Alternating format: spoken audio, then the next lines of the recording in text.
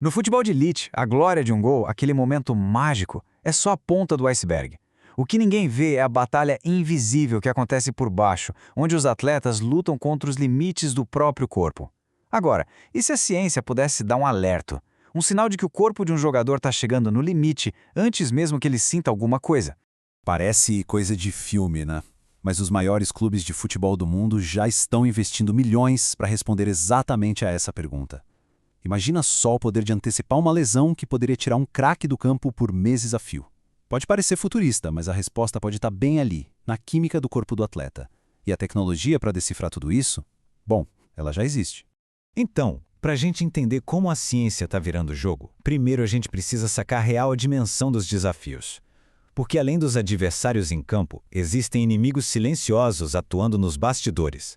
Primeiro de tudo, a fadiga. E olha, isso aqui não é só se sentir cansado, não. É muito mais sério. É o estresse se acumulando treino após treino, jogo após jogo. A fadiga atrapalha na hora de tomar uma decisão rápida, deixa o tempo de reação mais lento e, o pior de tudo, aumenta e muito o risco de uma lesão. E isso já nos joga direto para a lesão, a grande assombração na carreira de um atleta. Pensa naquelas lesões que acontecem do nada, sem nenhum contato. O jogador vai mudar de direção e pronto, rompe um ligamento. Não teve pancada, não teve carrinho, foi o corpo que, por causa da fadiga acumulada, chegou no seu ponto de ruptura. Essa combinação de fadiga e o medo constante de se machucar pode levar à exaustão, o famoso burnout. Os cientistas chamam isso de carga alostática. É, basicamente, a conta que o corpo paga por esse desgaste sem fim. Se ninguém gerenciar isso, o resultado é um só, o colapso. Ok, então com esse cenário em mente, a questão é: como lutar contra isso? A resposta está numa revolução científica que permite que a gente olhe para dentro do corpo de um atleta de um jeito que nunca foi possível antes, através das chamadas ciências ômicas. E o nome dessa nova e empolgante área é Sportomics. É a fusão da biologia molecular mais avançada com a ciência do esporte. O objetivo? Criar um perfil super detalhado da condição real de um atleta a cada momento. Essa ideia de passaporte biológico é perfeita para entender o conceito. Pensa num passaporte de verdade, que registra por onde a pessoa viajou. Esse passaporte biológico faz a mesma coisa, só que registra cada resposta do corpo ao esforço.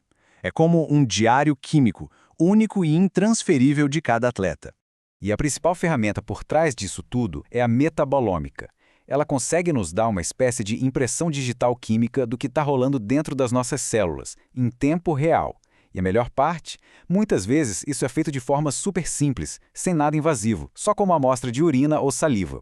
Certo, agora que a gente já entendeu a base da Sportomics e da metabolômica, vamos ver como essa ciência está sendo usada especificamente no esporte mais popular do planeta. Bem-vindos à era da Futebolomics. Olha só o potencial disso no futebol. É muito mais do que só evitar que um jogador se machuque. Estamos falando de usar esses dados químicos para criar uma nutrição personalizada, para otimizar a recuperação e até mesmo para ajudar a identificar um jovem talento com o perfil metabólico de um futuro campeão. Mas na prática, como é que os cientistas leem esses dados? Como um simples exame se transforma numa estratégia para vencer um campeonato? Bom, as pistas estão todas lá, escondidas na química do corpo. E por mais incrível que pareça, a urina é a fonte de informação mais valiosa nesse processo todo. Por quê? Porque é fácil de coletar e está cheia de subprodutos do nosso metabolismo. É como se fosse uma janela bem clara porque está acontecendo no corpo inteiro. Dê uma olhada nessa tabela. Ela ajuda a entender como certas substâncias químicas, os tais metabólitos, funcionam como sinais de alerta.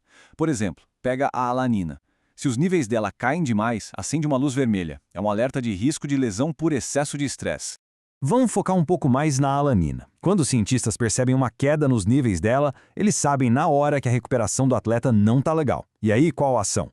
Pode ser ajustar o treino, pegar mais leve ou até mesmo indicar uma suplementação, já que a alanina também ajuda o músculo a resistir à fadiga. É uma informação que gera uma ação direta e protetora. E o fascinante é que esses marcadores podem ser diferentes dependendo do gênero. O 5-HTP, que tem a ver com a serotonina, é um ótimo exemplo. Em atletas mulheres, níveis muito altos dele foram associados a um risco maior de lesão, talvez porque ele possa afetar o tempo de reação. Isso prova que uma receita de bolo única para todo mundo simplesmente não funciona. E as mudanças são gigantescas. Depois de um exercício muito intenso, a concentração de marcadores como a hipoxantina, que mostra a adaptação do músculo, pode aumentar em até 3 vezes na urina. É um sinal claro, em números, do tamanho do estresse que o corpo acabou de passar. Tudo isso nos leva a uma pergunta maior. O que o futuro reserva para o futebol nessa era da ciência de dados? O que se desenha é um esporte onde as decisões mais críticas podem ser tomadas com um tubo de ensaio na mão. Mas não é só uma medição isolada. O segredo é construir o quadro completo. Os cientistas monitoram os valores de base. Eles olham as mudanças de semana em semana, eles analisam como o corpo de um jogador reage a cada partida, e aí eles cruzam esses dados com tudo, com o GPS do treino, com a dieta, com o sono, para, no fim das contas, conseguir antecipar um problema antes que ele aconteça. Só que existe uma lacuna enorme na pesquisa. A esmagadora maioria dos estudos até hoje foi feita com atletas homens. Para essa ciência realmente atingir todo o seu potencial, é urgente entender melhor como a biologia feminina, com fatores como o ciclo hormonal, afeta o desempenho e o risco de lesões. E se ainda resta alguma dúvida, isso não é teoria ou um futuro distante, é o agora. Os maiores clubes do planeta, como o Barcelona e o Real Madrid, já estão usando a Sportomics para proteger seus atletas e para ganhar uma vantagem que os outros times nem conseguem ver. Isso nos deixa com uma última reflexão. Com a ciência decodificando o corpo humano em nível molecular, será que o próximo título, a próxima grande vitória, vai ser conquistada não só com tática e talento, mas também com ciência de dados? O jogo com certeza está mudando, dentro e fora das 4 linhas.